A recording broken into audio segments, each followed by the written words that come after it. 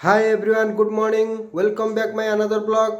आज ब्लॉग रे आम भ्यू नबू केन्द्रापड़ार बलदेवजी मंदिर आपण केन्द्रापड़ा टाउन टोटाल आम आपण मानक वीडियो मध्यम बुलेकी देखू टोटाल आपन केन्द्रापड़ार एक्सीडेंट पूरा आपन देखू आपण मैंने आम वीडियो मध्यम एमती था आमको किसी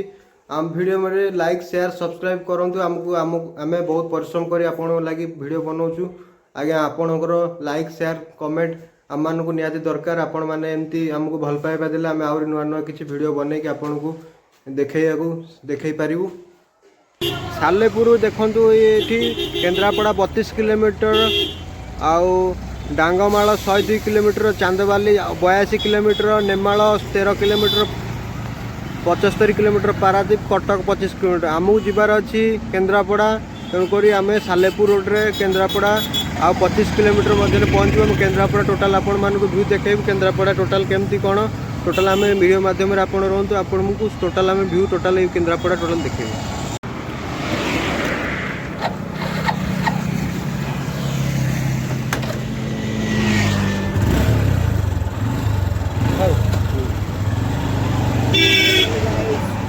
बर्तमान केन्द्रापड़ा भी मुझे बाहरी पड़ी बर्तमान आसी पहुँच जाए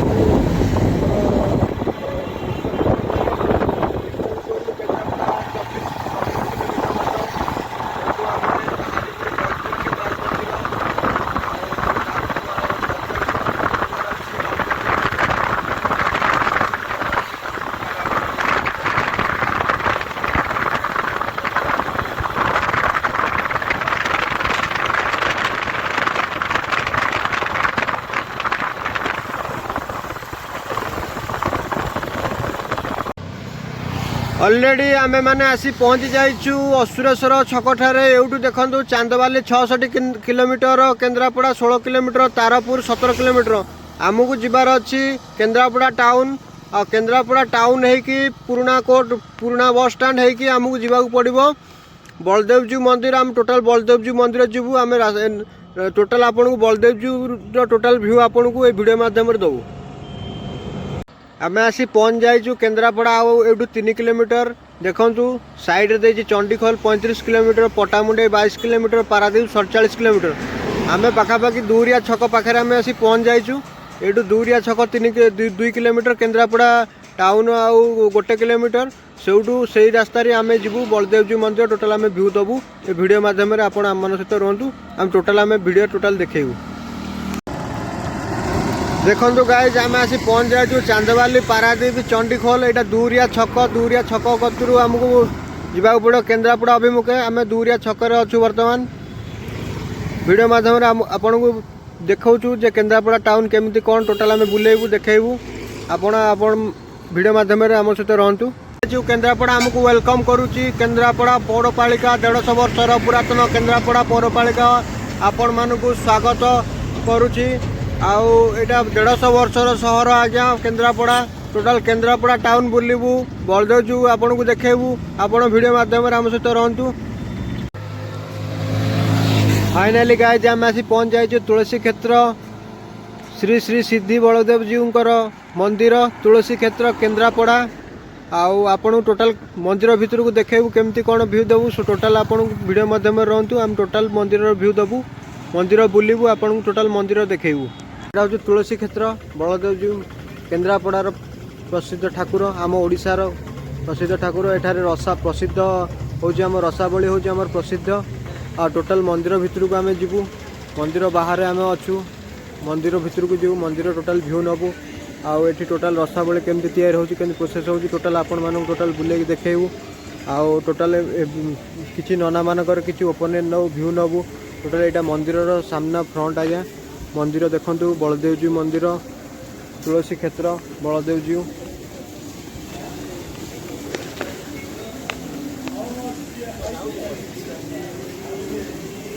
मंदिर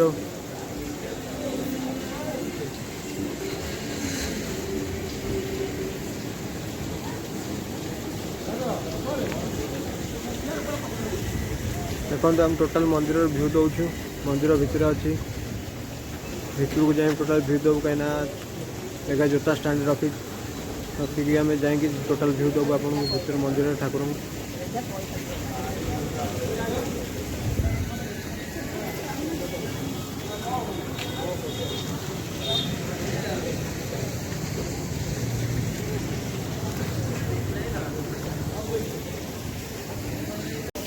बलदेवजी मंदिर भीतर व्यू आप देवु आपण मानू आपण भिडियो माध्यम रहतु देखु मंदिर केते सुंदर आज्ञा केते सुंदर मंदिर आउ केते सुंदर कारुकार्य तुलसी क्षेत्र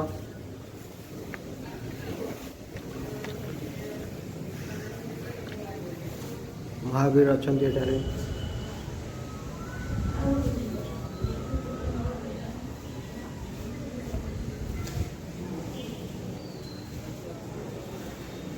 देखु आज्ञा केते सुंदर मंदिर आ मंदिर आम पूजा करूँ मंदिर टोटाल आप बुलेबू वीडियो माध्यम यहाँ कनक दुर्गा देवी का मंदिर श्री नवग्रह मंदिर मंदिर शनिदेव मंदिर श्री राम मंदिर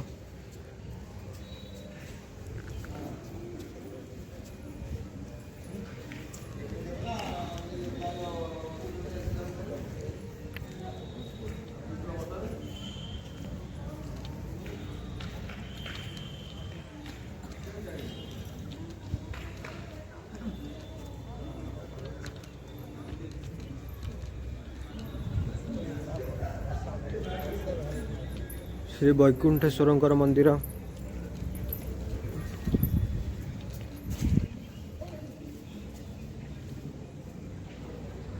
यहाँ हूँ आनंद बजार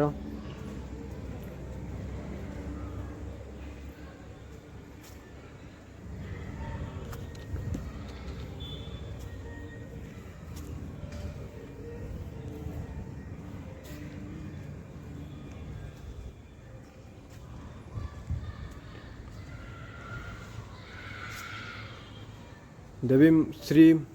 महालक्ष्मीकर महालक्ष्मीकर यहाँ हूँ मंदिर बर्तमान पहड़ पड़ जाइए आम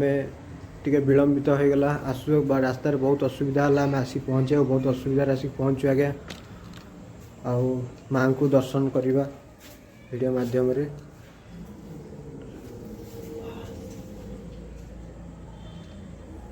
माँ समस्त घंट घोड़े रखु एमती ओं शनिश्चराय नमः प्रभु शनिदेव ठाकुर मंदिर यहाँ देखु रवि चंद्र मंगल बुध बृहस्पति शुक्र शनिदेव राहु केतु सबु ठाकुर एठार अच्छा श्री लक्ष्मी नृसिंह एठार भी अच्छा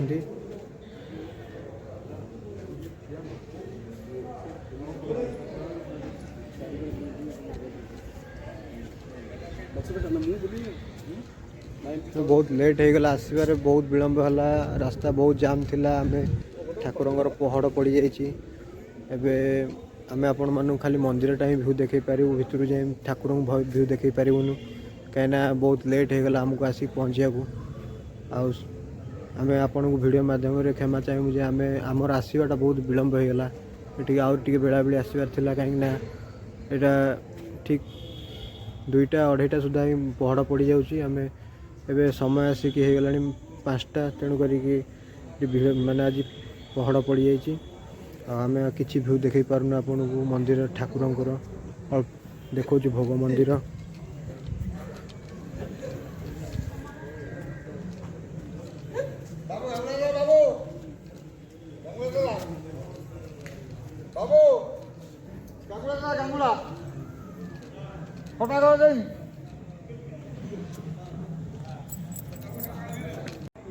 ना आपण नाटा कौन बाबा चरणपति बलदेव सेवक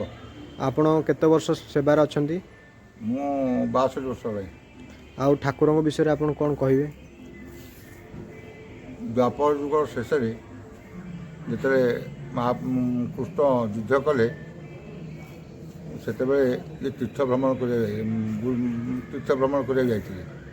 दुर्योधन साथ युद्ध है भीमर से टे माया कले कृष्ण महाप्रभु से माया कले ये सब से छाड़ी पड़े कहले तू माया भी तू कह युद्ध अस्त्र धरबी भल कर कि तू सब युद्ध कर छाड़ी पड़े ठाकुर केमती कौन ये पढ़ला तीर्थ भ्रमण कले तीर्थ भ्रमण कला ସେ ଏଠି ନୈମିଷା ଅରଣ୍ୟ ବୋଲି ଗୋଟେ ଜାଗା ଅଛି ଶୁକ ପରିଶୋଧ ଗାଦି ସେଠି ତ ଅସୁରମାନେ ବହୁତ ଉପଦ୍ରବ କରୁଥିଲେ ବ୍ରାହ୍ମଣମାନଙ୍କୁ ସେଠି ସେ ମାଇଲେ ଅସୁରକୁ ମାଇଲେ ସେ ଅଭିଶାପ ଦେଲା ପରେ ସେ ସବୁଠୁ ତୀର୍ଥ ଭ୍ରମଣ କଲେ ତୀର୍ଥ ଭ୍ରମଣ ପରେ ତୀର୍ଥତଳା করে ବୁଲିକିରି ସବୁଠୁ ଆସିକିରି ପାତାଳି ହେଲେ କିଛି ବର୍ଷ ପାତାଳି ପରେ ସବୁଠୁ ଏଠି ଦେବୀଦାସ ବୋଲି ଜଣେ ଅଛି ସେ ଆମର ଗୌଡ଼ଟି ସେ ବ୍ରାହ୍ମଣଙ୍କର ଗାଈ ଫାଇ ରଖେ ସୁରଭି ବୋଲି ଗୋଟେ ଗାଈ ଥିଲା ସେ ସବୁଦିନ ତାକୁ ଚଳିବାକୁ ଜଙ୍ଗଲରେ ବହୁତ ଗାଈକି ସେ କ୍ଷୀର ସେ ଗୋଟେ ହୁଙ୍କା ପାଖରେ କ୍ଷୀରଟି ତା ଦେହରେ ବୋହିଯାଏ ସବୁ ବ୍ରାହ୍ମଣ ପଚାରିଲା କହିଲା ଆରେ ତୁ ଗାଈ ତ ନେଉଛୁ ଆଉ କ୍ଷୀର ଯାଉଛି କୁଆଡ଼େ ତୁ ବୋଧେ ବିକି ଦେଉଛୁ ନା ନାଇଁ ମୁଁ ତ ବିକୁନି କ୍ଷୀର କୁଆଡ଼େ ଯାଉଛି ଇଏ ସବୁ ଦିନେ ଛକିକି ରହିଲା ଛକି ରହିଲା ପରେ ତ ଦେଖିଲା ଗାଈ ସେଠି ଛିଡ଼ା ହେଲା କ୍ଷୀରଟା ଛାୟା ତାରା ବୋହି ଯାଉଛି ଇଏ ଗଲା ଭିତରେ କ'ଣ ଅଛି ଆଉ ଏକା ଗୋଟେ ଖଣତି ଧରିକିରି ଚୋଟେ ମାରିଦେଇଛି ସେଠୁ ମହାପ୍ରଭୁଙ୍କ ମସ୍ତକରେ ବାଛି ଦେବୀଙ୍କର ବ୍ଲଡ଼ ବାହାରିଲା ବ୍ଲଡ଼ କେମିତି ବାହାରିଲା କଲା ତ ଖୋଲିକିରି ବାହାର କଲା ସେ ରୂପଟା ସେ ହିଁ ଦେଖିଛି ସେଇଦିନଠୁ ତା ନା ସିଦ୍ଧଦାସ ବୋଲି ପରିଚିତ ହେଲା ଦେବୀ ଦାସ ସେ ଶ୍ରୀ ଭଗବାନ ଦେଖିଲା ପରେ ବଳଦେବଜୀ ସେ ସିଦ୍ଧିତ ପ୍ରାପ୍ତ ହେଲା ତାପରେ ସବୁ ତାକୁ ସଖୀ ବଟରେ ପ୍ରଥମ ମନ୍ଦିର ଥିଲା ଆମର ମସଜିଦ୍ ପାଖରେ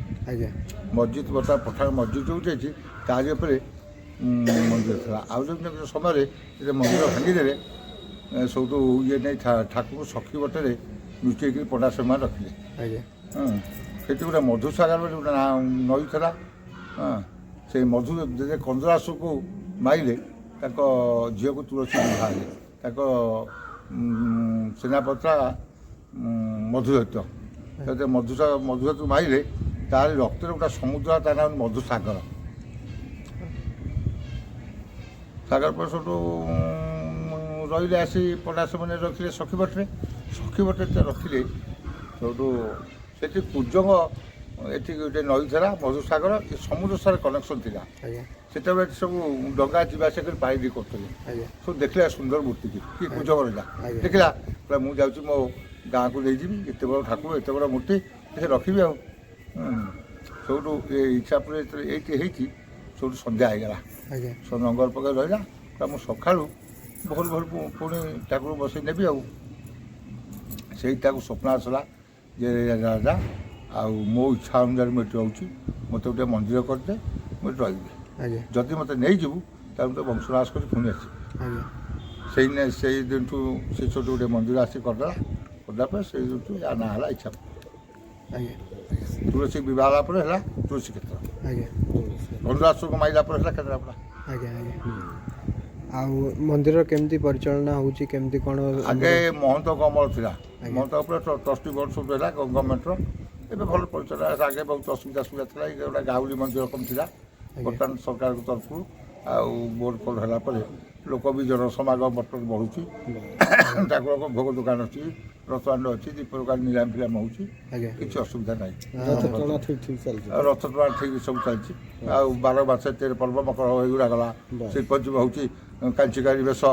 ଏସବୁ ବିଭିନ୍ନ ରକମ ବେଶ ଅଛି 12 ପୁନେଇରେ 13 ପର୍ବ ଚାଲିଛି ଆଉ ଏଠି ଫେମସ୍ ହେଉଛି ରସାବଳି ଆପଣ ତା ବିଷୟରେ କ'ଣ କହିବେ କେମିତି ରସାବଳି ହଁ ମାନେ ଏଠି ଛେନା ତିଆରି ରସାବଳି ତ ମହାପ୍ରଭୁଙ୍କ ପ୍ରସିଦ୍ଧ ଭୋଗ ହେଉଛି ରସାବଳି ବୋଲି ଆଗରୁ ଯେମିତି ପ୍ରମାଣ ଯଦି ଅବଢ଼ା ଡାଲି ହେଉଛି ଜଗନ୍ନାଥ ମାନେ ଏଠି ହେଉଛି ରସାବଳି ପ୍ରସିଦ୍ଧ ଆଜ୍ଞା ତ କ'ଣ କାହିଁକି ହେଇଛି ସେ ତ ଆମେ ବି ଆମ ବାପ ଯାଇ ବି କହିପାରିବୁ ତୁ ଯେମିତି ଜଗନ୍ନାଥ ପାଖରେ କିଏ କହିପାରିବ ଅବଢ଼ା ଅତୁଳନୀୟ ଶବ୍ଦ ଅତୁଳନୀୟ ଶବ୍ଦ ନାମ ହେଉଛି ତୁଳସୀ ତାର ତୁଳନା ନାହିଁ କାୟ ମନ ବାକ୍ୟ ତା ତୁଳନା ତା ନାଁ ହେଉଛି ତୁଳସୀ ଇଏ କ୍ଷେତ୍ର ନାଁ ହେଉଛି ତୁଳସୀ ଏଠି ରସାବଳି ହେଉଛି ମହାପ୍ରଭୁ ପ୍ରସିଦ୍ଧ ଭୋଗ ଯିଏ ମନସ୍କାମନା କରିବ କ୍ଷୀରି ରସାବଳି ଠାକୁର ଭାରି ଖୁସି ଆଉ କେତେଟାରୁ କେତେଟା ପର୍ଯ୍ୟନ୍ତ ଏଠି ପହଡ଼ ପଡ଼ିଯାଉଛି ଆମର ସକାଳ 6ଟାଠୁ ମହାପ୍ରଭୁ ଆଳତି ହୁଏ ଜୟମଳା ଆଳତି ତାପରେ ନୀତି ସ୍ନାନ ହୁଏ ବଳ ଭୋଗ ହୁଏ ତାପରେ ସକାଳୁ ଖେଚଡ଼ି ଧୂପ ପଇ ଧୂପ ହୁଏ 11ଟାରୁ 12ଟା ଭିତରେ ସବୁ 12ଟା ଭିତରେ ପହଡ଼ ଖୋଲା ହେଲା ଦିନ 2ଟା ବେଳକୁ ପଡ଼ିବ ଦ୍ୱିପହର ଧୂପ ବୋଲି ଅଛି ଦ୍ୱିପହର ଧୂପ ହେବ ଦ୍ୱିପହର ଧୂପ ହେଲା ପରେ 3ଟା ବେଳେ ପହଡ଼ ପଡ଼ିଲା ସନ୍ଧ୍ୟା 6ଟା ପରେ ମହାପ୍ରଭୁ ଉଠିଲେ ମୋ ଉପରେ ଧୋଇ ସବୁଠୁ ଜଳଖିଆ ଖାଇକିରି ଉଠାଣି ହେବ ଉଠାଣି ପରେ ଆଳତି ହେବ ଆଳତି ପୁଣି ସବୁଠୁ ରାତି ଦୀପ ଅଛି, ଆଜ୍ଞା। ବଡ଼ସିଂହାର ଅଛି, ପୁଷ୍ପାଞ୍ଜଳି ପରେ ରାତି 11 ସୁଦ୍ଧା ପହର ପଡ଼େ। ଧନ୍ୟବାଦ ଆପଣଙ୍କୁ ଆମକୁ ଏତେ କିଛି ଇନଫର୍ମେସନ୍ ଆଜ୍ଞା, ଦେଇଥିବାରୁ। ନମସ୍କାର। ଆମେ ବର୍ତ୍ତମାନ ଆସିକି ବଳଦେବଜୀଉ ଠାକୁରଙ୍କର ଭୋଗ ଦୋକାନରେ ଆସି ପହଞ୍ଚି ଯାଇଛୁ, ଯେଉଁଟାକି ମନ୍ଦିର ଭିତରେ ଅଛି। ସେ ଭାଇଙ୍କୁ ପଚାରିବୁ କି କ'ଣ କେମିତି ସ୍ପେଶାଲିଟି ହେଉଛି ରସାବଳି ବିଷୟରେ କିଛି ସେ କହିବେ। ଆଜ୍ଞା ଦେଖନ୍ତୁ, ରସାବଳି ହେଉଛି ବହୁତ ଦୀର୍ଘ ବର୍ଷ ଧରି ଯେମିତିକି ଆମ ବାପ ଅଜା ବେଳୁ ରହି ଆସିଛି, ଆମେ ବି ଏବେ କରୁଛୁ, ଏମିତି ତ ଚଳି ଆସିଛି ରହିଛି। ଆଉ କେନ୍ଦ୍ରାପଡ଼ା ପ୍ରସିଦ୍ଧ ହେଉଛି ରସାବଳି। ଆଜ୍ଞା ବହୁତ ଦୀର୍ଘ ବର୍ଷ ଦିନ ରସାବଳି, ତା ରସାବଳିର ମାହାତ୍ମ୍ୟ ହେଉଛି ଏମିତିକି ଯେମିତି ସନ୍ଧ୍ୟା ମାନେ ଉଠାଣିର ଗୋଟେ ସିଷ୍ଟମ୍ ଅଛି, ସନ୍ଧ୍ୟାବେଳେ ଆଳତି ଗୋଟେ ହୁଏ ମହାପ୍ରଭୁଙ୍କ ପାଖରେ, ସେଇଟା ହୁଏ ପୁରୀ ଆଉ ରସାବଳି ହୁଏ। ସେଇଟା ଲାଗି ହେଉଛି ମାନେ ଆମେ ଯେବେଠୁ ଶୁଣି ଆସୁଛୁ ଦେଖି ଆସୁଛୁ ବାପା ଅଜାମଳୁ ତ ସେଇଟା ଚାଲିଛି। ଆଉ ସେଇଟାକୁ ଆମେ ରଖିଛୁ ଟ୍ରାଡ଼ିସନ୍, କେମିତି କ'ଣ ଚାଲିବ ଆଗକୁ ଭଲ ଆହୁରି ପ୍ରିପାରେସନ୍ ଇଏ ସେ ଲୋକଙ୍କର ଚାହିଦା ରହୁଛି ସେ ରସାଳି ପାଇଁ, କେନ୍ଦ୍ରାପଡ଼ା ରସାଳି ପାଇଁ ଗୋଟେ GI ଟ୍ୟାଗ୍ ମିଳିବାର ବି ଆଗକୁ ଅଛି, ସେ ଯୋଜନା ବି ଅଛି। ଏଇ ହିସାବରେ ରସାବଳି ପ୍ରସ୍ତୁତ ହେଉଛି। ଆଉ ଆପଣ ଯେମିତି ଚାହିଁବେ, ଧର ନର୍ମାଲ୍ ରହୁଛି ଆଇଟମ୍ ରହୁଛି ରସାବଳି, ତାପରେ ଯଦି ଭଲ ଯଦି ଚାହିଁବେ ସ୍ପେଶାଲ୍ ଚାହିଁବେ ଆହୁରି ଅର୍ଡ଼ର କରି ତିଆରି କରି ନେବା ପାଇଁ ସେ ବି ହେବ। ଏଇସବୁ ରହୁଛି। ଆଉ ଆପଣ ଟିକେ ଆମକୁ ରସାବଳି ଦେଖେଇବେ। ଆଜ୍ଞା ଆସନ୍ତୁ ଦେଖିବେ ରସାବଳି। ଏଇଟା ଏବେ ଦେଖନ୍ତୁ ଚିନି ଶିରା ବାଲା ଅଛି ରସାବଳି। ଆଜ୍ଞା ଚିନି ଶିରା ବାଲା ଅଛି। ଏଇଟା ଚିନି ଶିରା କାହିଁକି ରହିଛି ନା ଆପଣଙ୍କର ଏଇଟା 2 ଦିନ 3 ଦିନ ରହିବ, ଖର୍ଚ୍ଚ କରିପାରିବେ ଆପଣ। ଆଜ୍ଞା ଆଉ ଯଦି କ୍ଷୀର ଦିଆଯିବ ଆପଣ ଆଜି ଖାଇବେ, ଏହା ହେଉଛି କଥା। ଆଜ୍ଞା। ରସାବଳି ଅବି ତ ବିକ୍ରି ପାଇଁ ଟିକେ କିଣା ଦିନ ଟାଇମ୍ଟା ଗଡ଼ିଗଲାଣି, ତ ସେଥିପାଇଁ ଚିନି ଶିରାର ଅଛି। ସକାଳୁ ଓଳି ରସାବଳି ଥାନ୍ତା। ଆଉ ଗୋଟେ କ'ଣ ପୋଟଳି ସବୁ ପିଠା ଭୋଗ? ଆଇଟମ୍ ଦେଖନ୍ତୁ, କେନ୍ଦ୍ରାପଡ଼ା ହିଁ ମିଳିପାରିବ। ଏଇଟା ହେଉଛି ପୋଟଳି ପିଠା। ଆଜ୍ଞା ଏଇଟା ଆର ସ୍ପେଶାଲିଟି ସ୍ପେଶାଲିଟି ମଇଦାରେ ତିଆରି ହେଉଛି। ଛୁଞ୍ଚି ପତ୍ର ଯେମିତି ଆପଣଙ୍କର ଘରେ ତିଆରି ହୁଏ ପିଠାପଣା, ଯେଉଁ ଛୁଞ୍ଚି ପତ୍ର ଆଜ୍ଞା ଗୁରୁବାର ଓଷାରେ, ସେଇଟା ହେଉଛି ମଇଦାରେ ତିଆରି ହେଇସାରିଲା ପରେ ଗୋଟେ ଛେନା, ନଡ଼ିଆ, ଚିନି ପୁର ତା ଦେହରେ ଦିଆଯିବ। ଆଉ କଞ୍ଚା ଛେନା ମଧ୍ୟ ତା ଦେହରେ ଦିଆଯାଏ। ଦିଆ ହେଇକି ମଇଦାରେ ଆଣ ଗୋଳା ଯାଏ, ଗୁଡ଼ ପାଣି ଦିଆ ହେଇ ଗୋଳା ଯାଇ ମିଶ୍ରଣ କରି ତାପରେ ତାକୁ ଛଣାଯାଏ, ଘିଅରେ ଛଣାଯାଏ। ଆଉ ଏଇଟା ହେଉଛି ଖଜା। ଏଇଟା ତ ଆପଣ ଜାଣିଥିବେ ପୁରୀରେ ଖଜା, ଆମର ଏଠି କେନ୍ଦ୍ରାପଡ଼ାରେ ଖଜା ଏଇ ଟାଇପ୍ର। ଆଉ ମଗଜ ଲଡ଼ୁ ଅଛି, ଖଜା ଅଛି। କରଞ୍ଜି ଗୋଟେ ଜିନିଷ ଆପଣ ଜାଣିଥିବେ, କରଞ୍ଜି ଗୋଟେ ଜିନିଷ ଦେଖନ୍ତୁ, ଏଇଟା ହେଉଛି କରଞ୍ଜି, ଛେନା, ନଡ଼ିଆ, ଚିନି ପୁର, ସେଇଟା ଗୋଟେ ତା ଭିତରେ ଥାଏ। ଭୋଗର ଏମିତି ବହୁତ ମହିମା ଅଛି ମହାପ୍ରଭୁଙ୍କର।